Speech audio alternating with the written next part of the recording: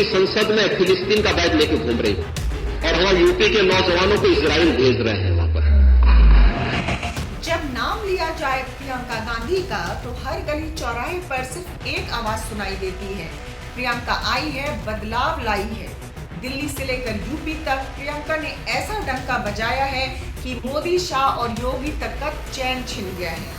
नमस्कार, मैं हूं रितिका और आपका स्वागत है हमारे डिजिटल प्लेटफॉर्म पर। प्रियंका गांधी के लोकसभा सांसद बनते ही भारतीय राजनीति में भूचाल आ गया है। दिल्ली से यूपी तक हर जगह सिर्फ एक ही चर्चा हो रही है। इंदिरा की छवि वाली प्रियंका गांधी ने संसद में दहाड़ मारी। क्या उनकी एंट्री ने विपक्ष को डरा दिया है और क्या बीजेपी को अब नए सिरे से रणनीति बनानी होगी? सवाल कई हैं जिसके जवाब आने वाला वक्त बताएगा। संसद के दरवाजे खुले और प्रियंका गांधी ने लोकसभा के लिए पहला कदम रखा। ये कदम न सिर्फ कांग्रेस बल्कि भारतीय राजनीति के लिए एक नया अध्याय लिखने जैसा है। इंदिरा गांधी की छवि लिए प्रियंका की ये एंट्री सत्ता के गलियारों में गूंज बन गई है। संसद के अंदर प्रियंका का पहला भाषण और आते ही छा गई। कांग्रेस की शेरनी ने कहा, मैं यहाँ जनता की आवाज बनकर आई हूँ। महंगाई, बेरोजगारी, किसानों और महिलाओं की समस्याओं को लेकर अब चुप्पी नहीं रहेगी। प्रियंका के इन शब्दों ने न केवल सत्ता पक्ष को झकझोर दिया बल्कि विपक्षी पार्टियों को भी सोचने पर मजबूर कर दिया। प्रियंका गांधी का जोश, उनका आत्मविश्वास और उनकी जुबान पर सटीक निशाना, ये सब इंदिरा गांधी की याद दिलाते हैं। जनता में अब ये चर्चा तेज हो गई है, क्या कांग्रेस को अपनी नई इंदिरा मिल गई है? नेहरू जी ने क्या किया? अरे वर्तमान की बात करिए, देश को बताइए आप क्या कर रहे हैं, आपकी जिम्मेदारी क्या है? कि सारी जिम्मेदारी जवाहरलाल नेहरू की है। उन्होंने HAL, BHEL, SAIL, गेल, ONGC, NTPC, railways, IIT, IIM, oil refineries, तमाम PSU बनाए।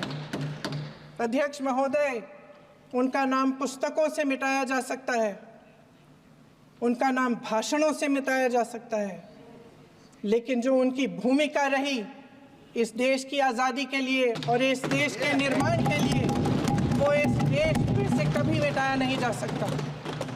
भारतीय राजनीति में आज जो हो रहा है उसे सिर्फ एक लाइन में बयां किया जा सकता है, एक प्रियंका सब पर भारी। प्रियंका गांधी ने अपनी रणनीति, जमीनी जुड़ाव और दमदार भाषणों से सियासत के मैदान में तहलका मचा दिया है। चाहे दिल्ली की गलियां हो या यूपी के खेत खलियान, प्रियंका गांधी का नाम हर जगह गूंज रहा है। उनकी सादगी, उनकी समझ और जनता के मुद्दों पर उनकी पकड़ ने विपक्ष को सोचने पर मजबूर कर दिया है। ये तो बात रही उनके भाषणों की, जो पहले भी जनता ने रैलियों में देखा। उनके तेज तर्रार रूप से लोग वाकिफ हैं, इसलिए ऐसा ही कुछ उनसे एक्सपेक्ट भी किया जा रहा था। पर प्रियंका सिर्फ बातों की वार से कहां रुकने वाली। उन्होंने झोला पॉलिटिक्स छेड़ दी, कभी फिलिस्तीन का बैग तो कभी बांग्लादेश के हिंदुओं के लिए बैग। हर तरह से सरकार को घेर रही हैं।